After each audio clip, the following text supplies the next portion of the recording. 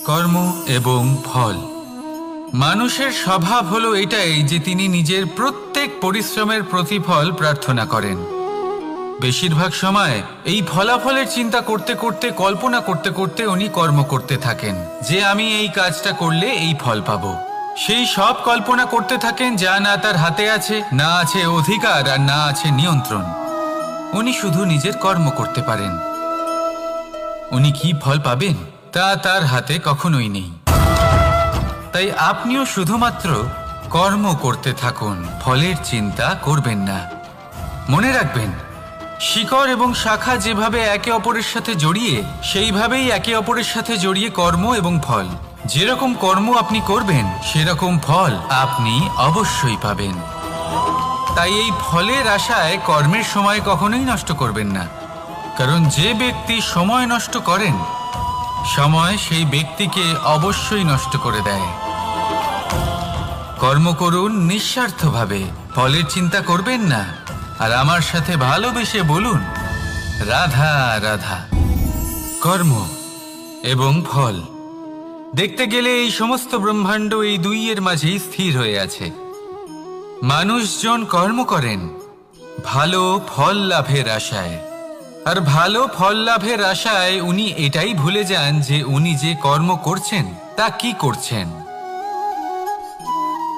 আমি বলেছিলাম কর্ম করুন ফলের চিন্তা না করে, কিন্তু কি কর্ম করছেন সেই বিষয়ে ভাবাটাও অত্যন্ত আবশ্যক। নয়তো অনেক সময় আমরা এমন কর্ম করে ফেলি যা না চাইতেও বিষে পরিণত হয়, যা হয়েছে দুঃশাসনের সাথে, দুর্যোধনের সাথে, গুরু দ্রোণের সাথে। একজনের মানসিকতা উচিত ছিল না, একজনের বিবেক উচিত ছিল না, আরেকজন যে পক্ষ নির্বাচন করেছিলেন সেই পক্ষ উচিত ছিল না। আর যা কিছু ওনাদের সাথে হলো, আপনার, আমার, আমাদের সকলের সাথে তা হতে পারে।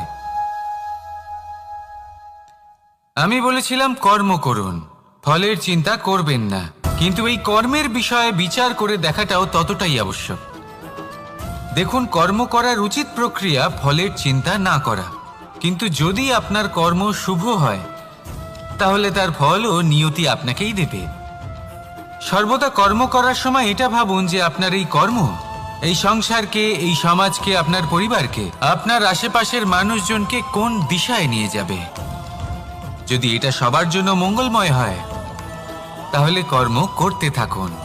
আর হ্যাঁ, নিশ্চিত রূপে ফলের চিন্তা করবেন না। আসুন আমার সাথে ভালোবেসে বলুন রাধা রাধা। বটবৃক্ষের বীজ সর্ষের দানার থেকেও ছোট হয়, কিন্তু যখন তা নিজের রূপ ধারণ করে তখন তা বিশাল বৃক্ষের আকার ধারণ করে, যা সহস্র বছর ধরে বেঁচে থাকে, ছায়া প্রদান করে, পাখিদের আশ্রয় প্রদান করে, আর দেয় পথচারীদের বিশ্রাম করার স্থান। কেন? কারণ সেই ছোট বীজ তা মাটির ভেতরে গিয়ে নিজের খোলস ত্যাগ করে। অন্ধকারে থাকে সে, যতই আলো আসুক না কেন, যতই বর্ষা আসুক না কেন, সব সহ্য করে।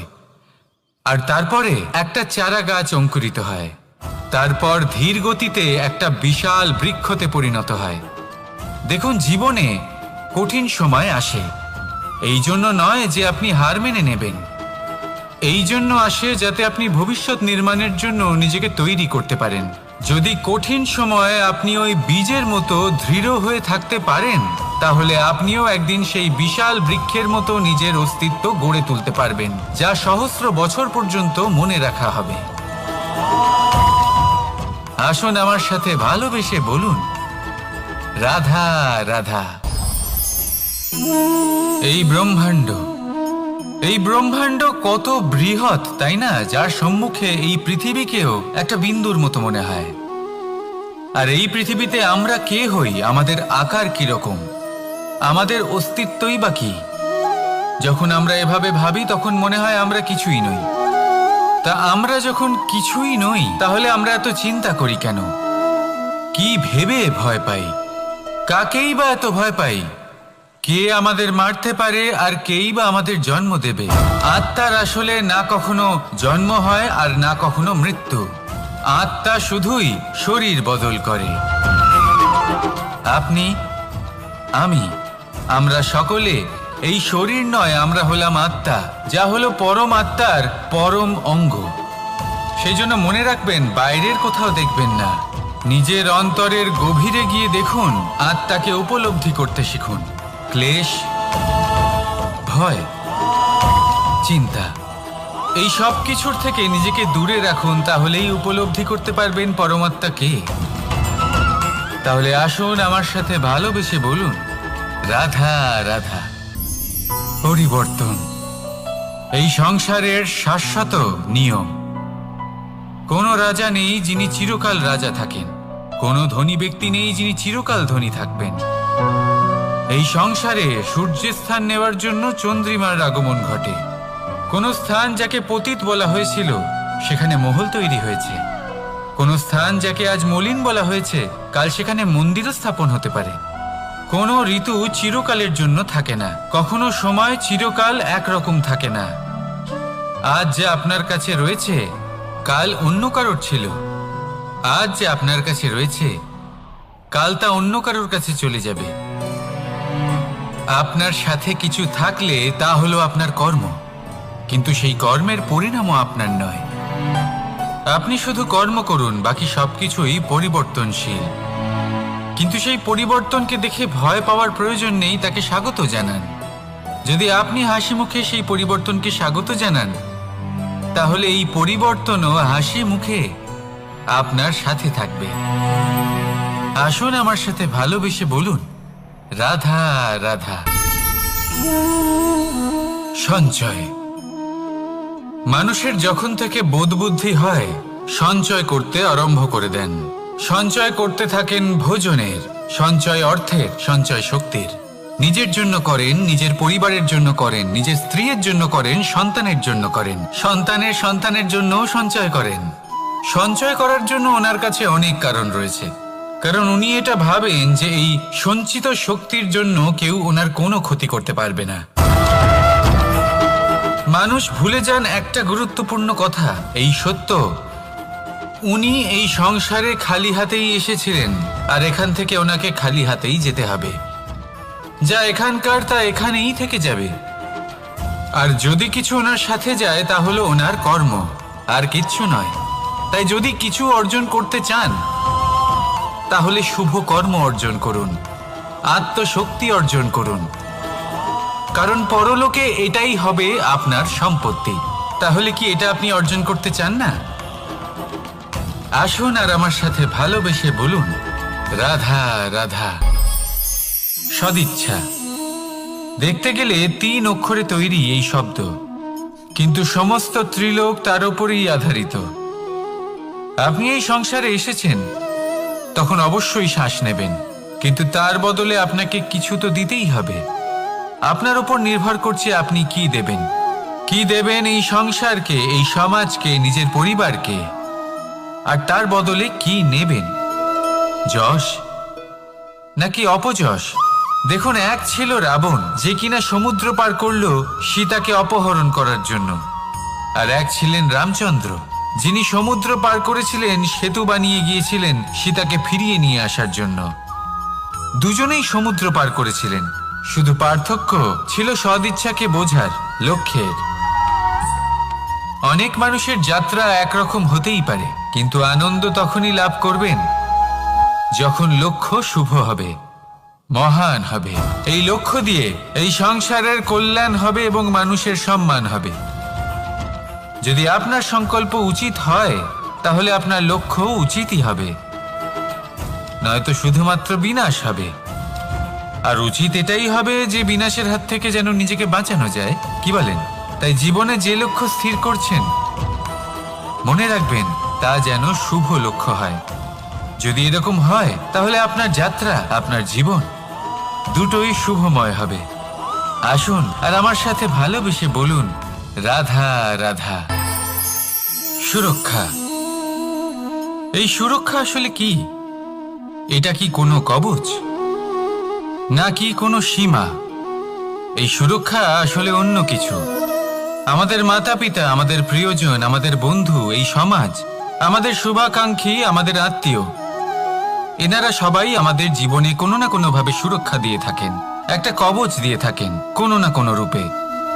কিন্তু দেখতে গেলে আমাদের পরাক্রমের পথে আমাদের বীরত্বের পথে, আমাদের সাহসের পথে এই সুরক্ষাই সব থেকে বড় বাধা হয়ে দাঁড়ায়। একবার ভেবে দেখুন, যদি আপনি কোনো সুরক্ষাই না পান বা যদি আপনি এই সুরক্ষা ভেঙে বাইরে আসতে পারেন, তাহলে আপনার বীরত্ব চরম সীমায় পৌঁছে যায়। কেন? কারণ তখন আপনি জানেন যে এই সংসারের সম্মুখীন আমাদের নিজেদেরই হতে হবে। আপনি বুঝে যান যে শত্রুর সম্মুখীন এবার নিজের বলের দ্বারা, নিজের পরাক্রমের দ্বারা, নিজের সাহসের দ্বারা করতে হবে। আর তখন আমাদের মনের মধ্যে এই শক্তি জাগ্রত হয়। এই শক্তি অন্তরেই বসবাস করে। শুধু এটা চিনে নিতে হবে, একে জাগ্রত করতে হবে। আর এটা সুরক্ষা ভেঙে যাওয়ার পরেই সম্ভব হয়। আর যারা নিজের শক্তি সম্পর্কে জানেন, যিনি নিজেই জানেন তিনি কতটা শক্তিশালী, তিনি নিজেই নিজের সুরক্ষা কবচ চিরকালের মতো ভেঙে ফেলে দেন, ঠিক কর্ণের মতো।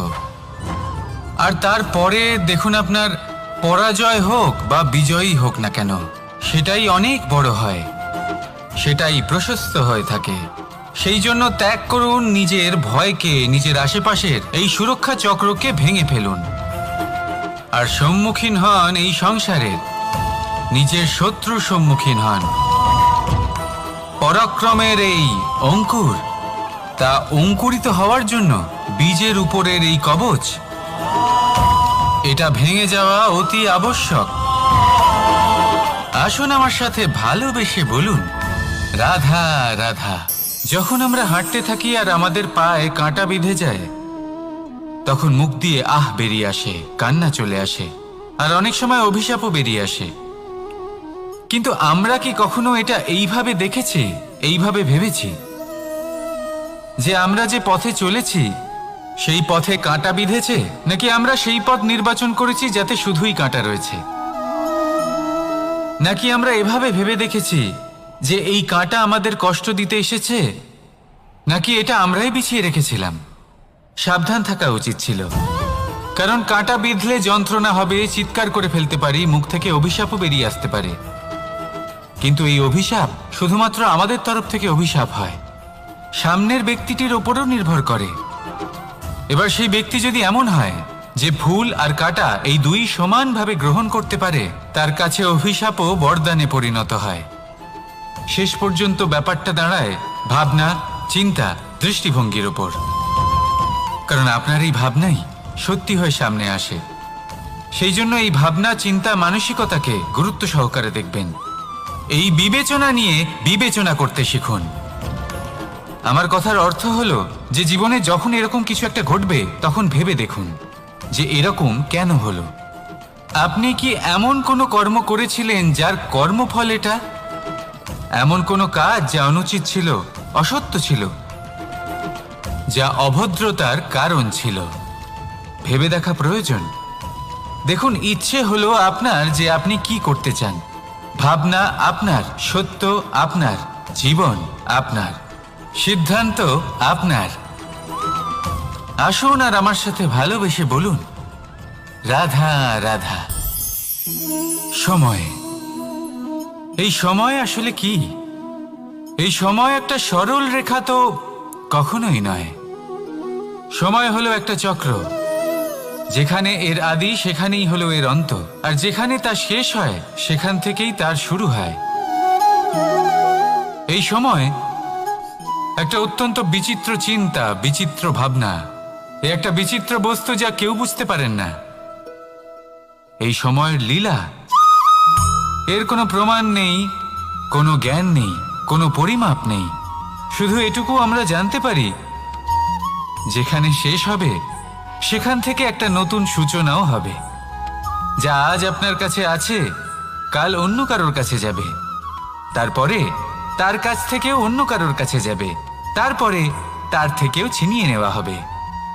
এই নিয়তির একজনের কাছ থেকে অন্যজনের কাছে আদান প্রদানের এই সময় হলো আপনার সময়। এই সময়ের সদ্ব্যবহার করুন, এই সময়কে বাঁচুন। আপনাকে শুধু এটাই সুনিশ্চিত করতে হবে যে আপনি কোন পক্ষে আছেন। আর সত্যি বলতে কি, আপনার জীবনের পরিণাম নির্ভর করে আপনার নির্বাচনের ওপর। আপনি কোন পক্ষ নির্বাচন করছেন। তাহলে মনে রাখবেন, জীবনে সেই পক্ষই নির্বাচন করবেন যা চয়ন করার পরে আপনি সুখ অনুভব করবেন, আপনি সন্তোষ লাভ করবেন, প্রসন্নতা লাভ করবেন। আর আমি এটাই সুনিশ্চিত করব যে এই পক্ষ যেন শান্তির পক্ষ হয়, এই পক্ষই যেন প্রেমের পক্ষ হয়। তাহলে চিন্তা করবেন না, আর আসুন আমার সাথে ভালোবেসে বলুন রাধা রাধা। দৃষ্টি আর দৃষ্টিভঙ্গি, এই সমগ্র লীলা হলো এই দুইয়ের। বিচিত্র হতে পারে, কিন্তু এটাই সত্যি। এবার আপনাকে একটা উদাহরণ দিয়ে বোঝাই। অনেক সময় আপনি কোনো ব্যক্তিকে এটা বলতে শুনবেন যে আমি আমার নিজের উপরে গর্ব করি, আমি নিজেকে নিয়ে গর্ব করি, আমি খুব ভালোভাবে আমার মা বাবার সেবা করি, ওনাদের আমি সবসময় সুখী রাখি, ওনাদের আমি একটা বাড়ি দিয়েছি, সকল সুখ সুবিধা দিয়েছি, ওনাদের জীবনে প্রত্যেক জিনিস দিয়েছি আর দেব যা তাদের প্রয়োজন। এবার আমাকে বলুন যে আপনি কে হন। আপনি হলেন সেই বীজ যা আপনার মাতা পিতা রোপণ করেছেন। আপনার মা বাবাই আপনাকে এই সংসারে জন্ম দিয়েছেন। এবার এইসব কথার কি তাৎপর্য? এই হলো সেই ব্যক্তির দৃষ্টিভঙ্গি। এবার দেখা যাক এই প্রকৃতি আমাদের কি শেখায়। কখনো কোনো গাছকে দেখবেন, যখন সেই গাছে ফল আসে, সে মালিকে এটা বলে না যে দেখো আমি তোমাকে ফল খেতে দিচ্ছি। সেই বৃক্ষ এটা বলে না যে দেখো আমি তোমায় আহার করতে দিচ্ছি, কারণ ও জানে যে এটা হলো সেই মালির পরিশ্রম, এটা হলো তারই কর্মের ফল, আর এটা তারই পাওয়া উচিত। সে বলে যে তোমার জিনিস তোমাকেই অর্পণ করলাম, এ আমার জিনিস নয়। ও জানে সেই মালির গুরুত্ব আসলে কি। এটা হলো তার দৃষ্টিভঙ্গি। সেই জন্য আপনি জীবনে কোন ব্যক্তির মধ্যে, কোন পশু পাখির মধ্যে, কোন প্রাণীর মধ্যে, কোন পরিস্থিতিতে, কোন আবেগের মুহূর্তে কি দেখতে পাচ্ছেন, সেটা আপনার দৃষ্টিভঙ্গির উপরে নির্ভর করছে। তাই নিজের মনে ধন্যাত্মক ভাব জাগ্রত করুন, শুভ চিন্তা নিয়ে আসুন। এই ভাবনাই সত্য হয়ে সামনে আসবে। এই দৃষ্টিভঙ্গি এমন হয়ে যাবে যে আপনার জীবনে সবকিছুই শুভ হবে। তাহলে আসুন আর আমার সাথে ভালোবেসে বলুন রাধা রাধা। প্রতিশোধ অথবা কাউকে দুঃখ দেওয়ার ভাবনা, যদি এটা আপনার মনে থাকে, তাহলে আপনি নিজের মনেই যন্ত্রণার একটা বিশাল বৃক্ষ রোপণ করছেন, এটা মনে রাখবেন। কারণ কাউকে দুঃখ দেবার এই ভাবনা, এটা হলো সেই বীজ যা আপনার মনেই পতিত হবে, আপনার মনেই অঙ্কুরিত হবে, আর আপনার মনেই একটা বিশাল বৃক্ষরূপে বেড়ে উঠবে। জীবন আপনার, কর্ম আপনার, কাউকে দুঃখ দেবার ভাবনা আপনার ছিল, এই বৃক্ষ হলো আপনার, তাই এর ফলও আপনিই পাবেন, যা গ্রহণও আপনাকেই করতে হবে। মনে রাখবেন, যে মানুষ এটা ভাবে যে আমি ওকে দুঃখ দেব, ওকে কষ্ট দিতে চাই আমি, সেই মানুষই দুঃখ আর কষ্ট পেয়ে থাকে। যদি সেই জায়গায় আপনি এটা ভাবেন যে আমি কাউকে সুখী করে তুলতে চাই, কাউকে সুখ প্রদান করতে চাই, তাহলে তারও বীজ আপনার মনেই রোপণ হবে, বৃক্ষে পরিণত হবে, যার ফলও আপনিই পাবেন। এখানে বিষয়টা হলো শুধু মানসিকতার চিন্তা, যা সত্য হয়ে আপনার সামনে আসে। তাহলে এই মানসিকতা শুভ করুন, সবার জন্য মঙ্গল কামনা করুন। অন্যের মনে আপনার জন্য ভালো চিন্তা থাকুক বা না থাকুক, আপনি সবার জন্য শুভ চিন্তা করে কর্ম করতে থাকুন, তাহলে আপনার সাথেও ভালোই হবে। তাহলে আসুন আর আমার সাথে ভালোবেসে বলুন রাধা রাধা। সুখ আর অভিজ্ঞতা, এই দুই জীবনে একসাথে কখনোই আসে না। মনে রাখবেন, যেখানে সুখ থাকে সেখানে অভিজ্ঞতা থাকে না, আর যখন এই সুখ আমাদের জীবন থেকে দূরে চলে যায়, তখন আমাদের জীবনে আসে এই অভিজ্ঞতা। পরমাত্মা, প্রকৃতি, নিয়তি এই অভিজ্ঞতাকে আমাদের জীবনে পাঠান, যাতে আমরা একটা অত্যন্ত গুরুত্বপূর্ণ শিক্ষা, একটা জ্ঞান প্রাপ্ত করতে পারি। এই অভিজ্ঞতা আমাদের শেখায় যে অতীতে এমন কি হয়েছিল যা আমাদের করা উচিত হয়নি। আমাদের শেখায় ভবিষ্যতে এমন কি আছে যা আমাদের করা উচিত আর কি করা উচিত নয়। দেখতে গেলে এই অভিজ্ঞতা আমাদের সেই শিক্ষা দেয় যার জন্য আমরা সুখের দিকে উচিতভাবে অগ্রসর হতে পারি। সেই জন্য জীবনে যখনই দুঃখ আসবে, দুঃখের এই সময় আসবে, তখন হতাশ হবেন না। বোঝার চেষ্টা করুন এই পরিস্থিতি কেন এসেছে, কি শিক্ষা দিতে এসেছে। যদি আপনি সেই জ্ঞান লাভ করেন, সুখের পথে অগ্রসর হন, তাও উচিত রূপে, তাহলে এই অভিজ্ঞতার উদ্দেশ্য পূরণ হয়ে যায়। তাহলে আসুন আর আমার সাথে ভালোবেসে বলুন, রাধা রাধা। এবং ফল, মানুষের স্বভাব হলো এটাই যে তিনি নিজের প্রত্যেক পরিশ্রমের প্রতিফল প্রার্থনা করেন। বেশিরভাগ সময় এই ফলাফলের চিন্তা করতে করতে, কল্পনা করতে করতে উনি কর্ম করতে থাকেন যে আমি এই কাজটা করলে এই ফল পাবো। সেই সব কল্পনা করতে থাকেন যা না তার হাতে আছে, না আছে অধিকার, আর না আছে নিয়ন্ত্রণ। উনি শুধু নিজের কর্ম করতে পারেন। উনি কি ফল পাবেন তা তার হাতে কখনোই নেই। তাই আপনিও শুধুমাত্র কর্ম করতে থাকুন, ফলের চিন্তা করবেন না। মনে রাখবেন, শিকড় এবং শাখা যেভাবে একে অপরের সাথে জড়িয়ে, সেইভাবেই একে অপরের সাথে জড়িয়ে কর্ম এবং ফল।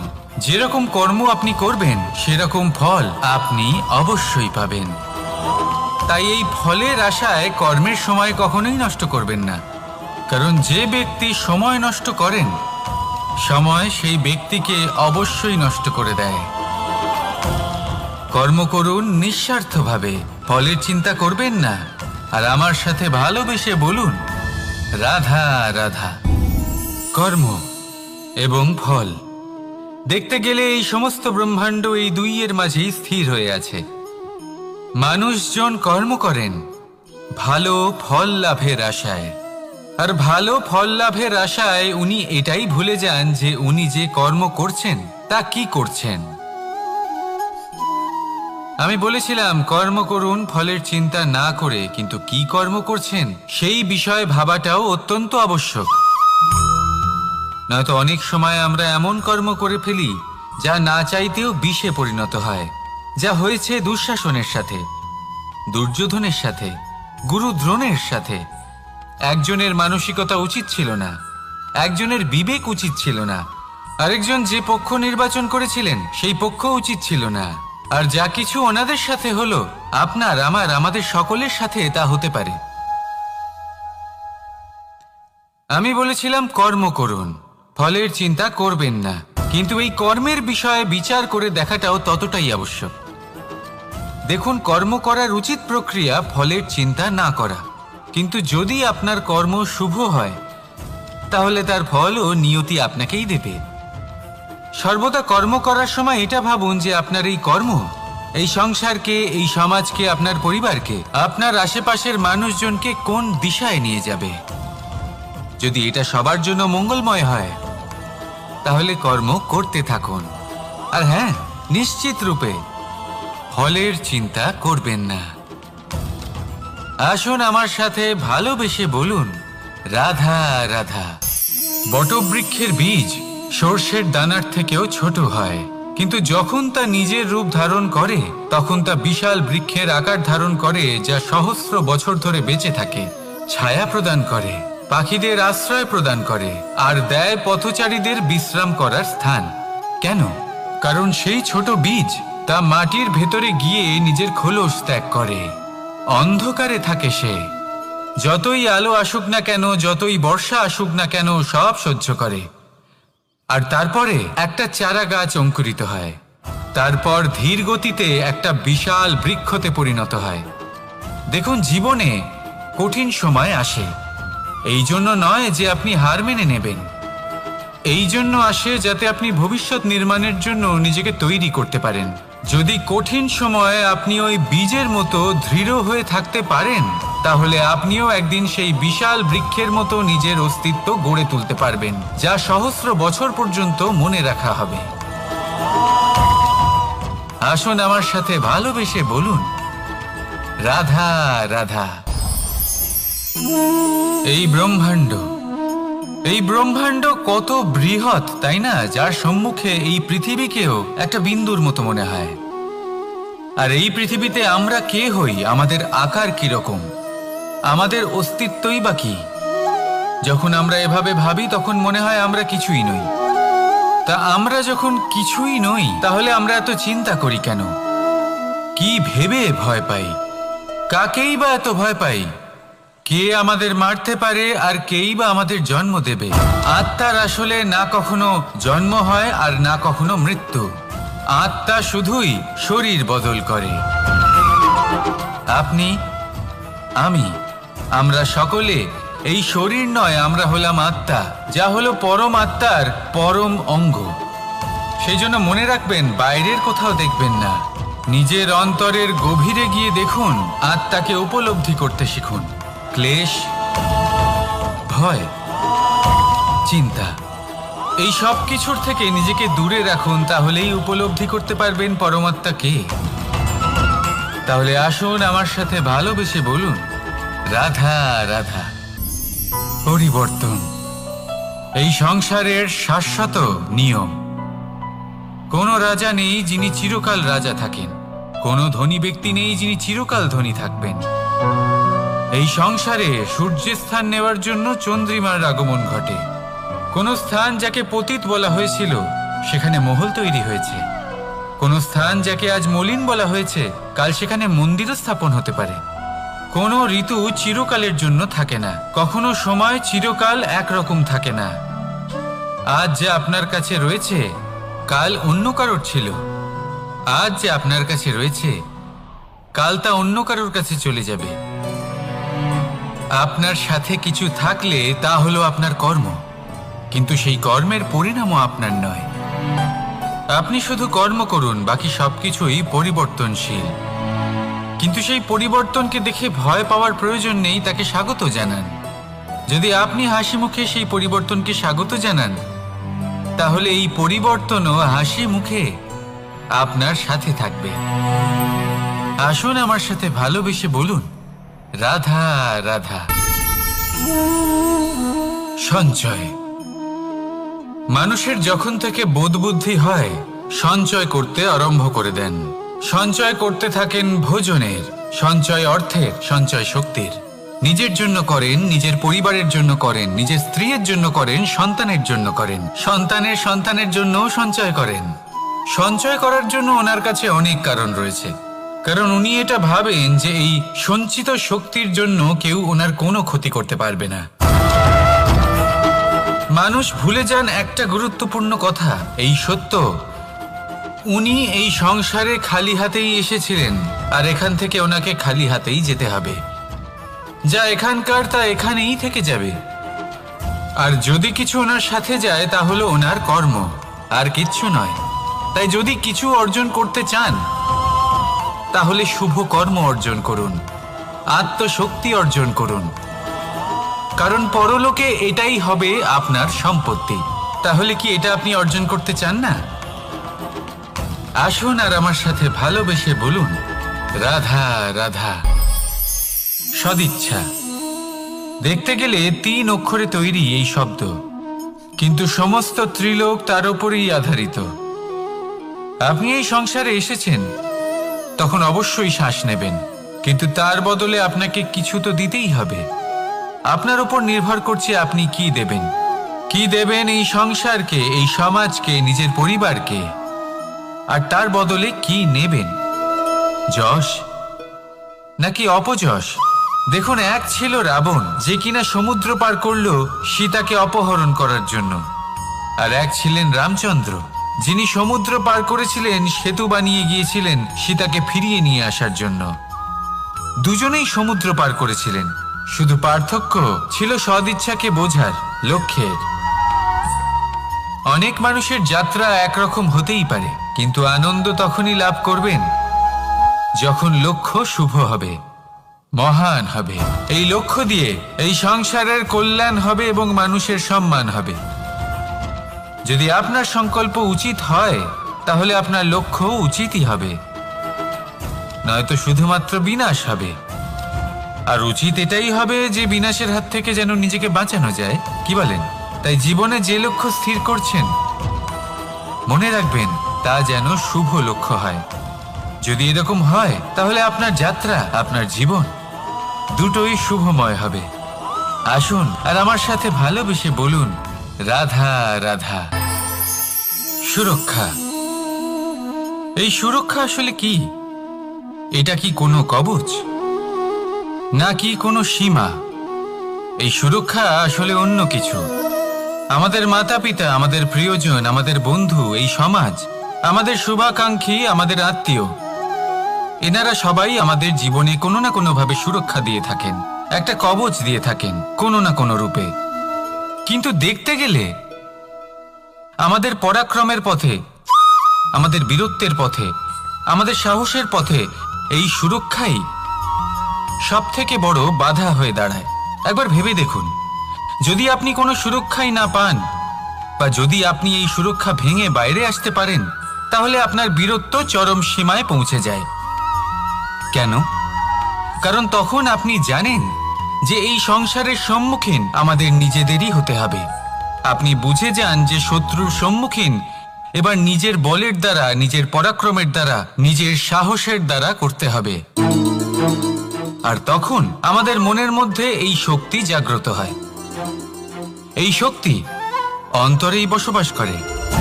শুধু এটা চিনে নিতে হবে, একে জাগ্রত করতে হবে। আর এটা সুরক্ষা ভেঙে যাওয়ার পরেই সম্ভব হয়। আর যারা নিজের শক্তি সম্পর্কে জানেন, যিনি নিজেই জানেন তিনি কতটা শক্তিশালী, তিনি নিজেই নিজের সুরক্ষা কবচ চিরকালের মতো ভেঙে ফেলে দেন, ঠিক কর্ণের মতো। আর তারপরে দেখুন, আপনার পরাজয় হোক বা বিজয়ী হোক না কেন, সেটাই অনেক বড় হয়, সেটাই প্রশস্ত হয়ে থাকে। সেই জন্য ত্যাগ করুন নিজের ভয়কে, নিজের আশেপাশের এই সুরক্ষা চক্রকে ভেঙে ফেলুন, আর সম্মুখীন হন এই সংসারের নিজের শত্রুর সম্মুখীন হন। পরাক্রমের এই অঙ্কুর, তা অঙ্কুরিত হওয়ার জন্য বীজের উপরের এই কবচ, এটা ভেঙে যাওয়া অতি আবশ্যক। আসুন আমার সাথে ভালোবেসে বলুন, রাধা রাধা। যখন আমরা হাঁটতে থাকি আর আমাদের পায়ে কাঁটা বিঁধে যায়, তখন মুখ দিয়ে আহ বেরিয়ে আসে, কান্না চলে আসে, আর অনেক সময় অভিশাপও বেরিয়ে আসে। কিন্তু আমরা কি কখনো এটা এইভাবে দেখেছি, এইভাবে ভেবেছি যে আমরা যে পথে চলেছি সেই পথে কাঁটা বিঁধেছে, নাকি আমরা সেই পথ নির্বাচন করেছি যাতে শুধুই কাঁটা রয়েছে? নাকি আমরা এভাবে ভেবে দেখেছি যে এই কাঁটা আমাদের কষ্ট দিতে এসেছে, নাকি এটা আমরাই বিছিয়ে রেখেছিলাম? সাবধান থাকা উচিত ছিল, কারণ কাঁটা বিঁধলে যন্ত্রণা হবে, চিৎকার করে ফেলতে পারি, মুখ থেকে অভিশাপও বেরিয়ে আসতে পারে। কিন্তু এই অভিশাপ শুধুমাত্র আমাদের তরফ থেকে অভিশাপ হয়, সামনের ব্যক্তিটির ওপরও নির্ভর করে।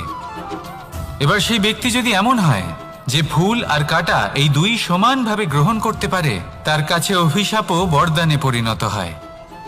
শেষ পর্যন্ত ব্যাপারটা দাঁড়ায় ভাবনা, চিন্তা, দৃষ্টিভঙ্গির ওপর। কারণ আপনার এই ভাবনাই সত্যি হয়ে সামনে আসে। সেই জন্য এই ভাবনা, চিন্তা, মানসিকতাকে গুরুত্ব সহকারে দেখবেন। এই বিবেচনা নিয়ে বিবেচনা করতে শিখুন। আমার কথার অর্থ হলো যে জীবনে যখন এরকম কিছু একটা ঘটবে, তখন ভেবে দেখুন যে এরকম কেন হলো। আপনি কি এমন কোনো কর্ম করেছিলেন যার কর্মফল এটা? এমন কোনো কাজ যা অনুচিত ছিল, অসত্য ছিল, যা অভদ্রতার কারণ ছিল? ভেবে দেখা প্রয়োজন। দেখুন, ইচ্ছে হলো আপনার যে আপনি কি করতে চান, ভাবনা আপনার, সত্য আপনার, জীবন আপনার, সিদ্ধান্ত আপনার। আসুন আর আমার সাথে ভালোবেসে বলুন, রাধা রাধা। সময়। এই সময় আসলে কি? এই সময় একটা সরল রেখা তো কখনোই নয়। সময় হলো একটা চক্র, যেখানে এর আদি সেখানেই হলো এর অন্ত, আর যেখানে তা শেষ হয় সেখান থেকেই তার শুরু হয়। এই সময় একটা অত্যন্ত বিচিত্র চিন্তা, বিচিত্র ভাবনা, একটা বিচিত্র বস্তু যা কেউ বুঝতে পারেন না। এই সময়ের লীলা, এর কোনো প্রমাণ নেই, কোনো জ্ঞান নেই, কোনো পরিমাপ নেই। শুধু এটুকু আমরা জানতে পারি, যেখানে শেষ হবে সেখান থেকে একটা নতুন সূচনাও হবে। যা আজ আপনার কাছে আছে কাল অন্য কারোর কাছে যাবে, তারপরে তার কাছ থেকেও অন্য কারোর কাছে যাবে, তারপরে তার থেকেও ছিনিয়ে নেওয়া হবে। এই নিয়তির একজনের কাছ থেকে অন্যজনের কাছে আদান প্রদানের এই সময় হলো আপনার সময়। এই সময়ের সদ্ব্যবহার করুন, এই সময়কে বাঁচুন। আপনাকে শুধু এটাই সুনিশ্চিত করতে হবে যে আপনি কোন পক্ষে আছেন। আর সত্যি বলতে কি, আপনার জীবনের পরিণাম নির্ভর করে আপনার নির্বাচনের ওপর। আপনি কোন পক্ষ নির্বাচন করছেন। তাহলে মনে রাখবেন, জীবনে সেই পক্ষই নির্বাচন করবেন যা চয়ন করার পরে আপনি সুখ অনুভব করবেন, আপনি সন্তোষ লাভ করবেন, প্রসন্নতা লাভ করবেন। আর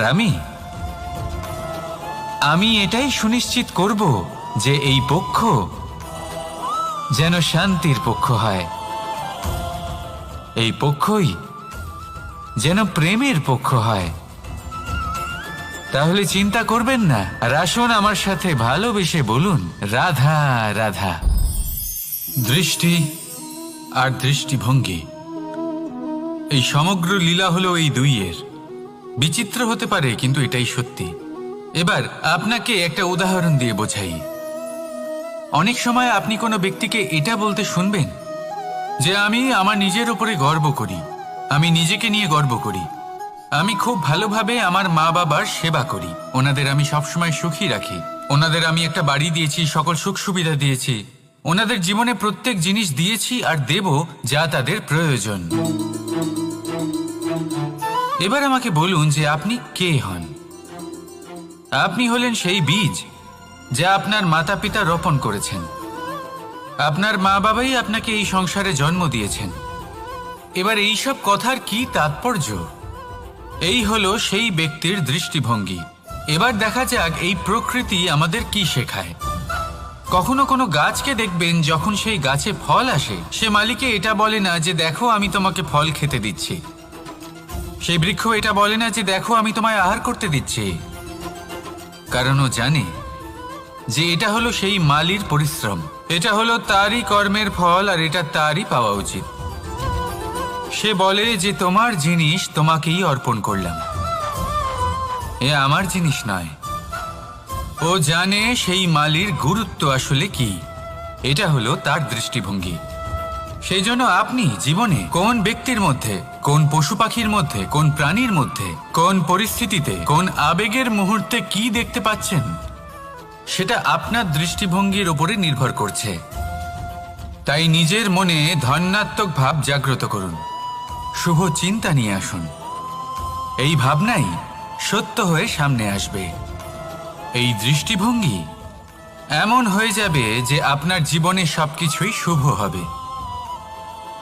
তাহলে আসুন আর আমার সাথে ভালোবেসে বলুন, রাধা রাধা। প্রতিশোধ অথবা কাউকে দুঃখ দেওয়ার ভাবনা, যদি এটা আপনার মনে থাকে, তাহলে আপনি নিজের মনেই যন্ত্রণার একটা বিশাল বৃক্ষ রোপণ করছেন, এটা মনে রাখবেন। কারণ কাউকে দুঃখ দেবার এই ভাবনা, এটা হলো সেই বীজ যা আপনার মনেই পতিত হবে, আপনার মনেই অঙ্কুরিত হবে, আর আপনার মনেই একটা বিশাল বৃক্ষরূপে বেড়ে উঠবে। জীবন আপনার, কর্ম আপনার, কাউকে দুঃখ দেবার ভাবনা আপনার ছিল, এই বৃক্ষ হলো আপনার, তাই এর ফলও আপনিই পাবেন, যা গ্রহণও আপনাকেই করতে হবে। মনে রাখবেন, যে মানুষ এটা ভাবে যে আমি ওকে দুঃখ দেব, ওকে কষ্ট দিতে চাই আমি, সেই মানুষই দুঃখ আর কষ্ট পেয়ে থাকে। যদি সেই জায়গায় আপনি এটা ভাবেন যে আমি কাউকে সুখী করে তুলতে চাই, কাউকে সুখ প্রদান করতে চাই, তাহলে তারও বীজ আপনার মনেই রোপণ হবে, বৃক্ষে পরিণত হবে, যার ফলও আপনিই পাবেন। এখানে বিষয়টা হলো শুধু মানসিকতার চিন্তা, যা সত্য হয়ে আপনার সামনে আসে। তাহলে এই মানসিকতা শুভ করুন, সবার জন্য মঙ্গল কামনা করুন। অন্যের মনে আপনার জন্য ভালো চিন্তা থাকুক বা না থাকুক, আপনি সবার জন্য শুভ চিন্তা করে কর্ম করতে থাকুন, তাহলে আপনার সাথেও ভালোই হবে। তাহলে আসুন আর আমার সাথে ভালোবেসে বলুন, রাধা রাধা।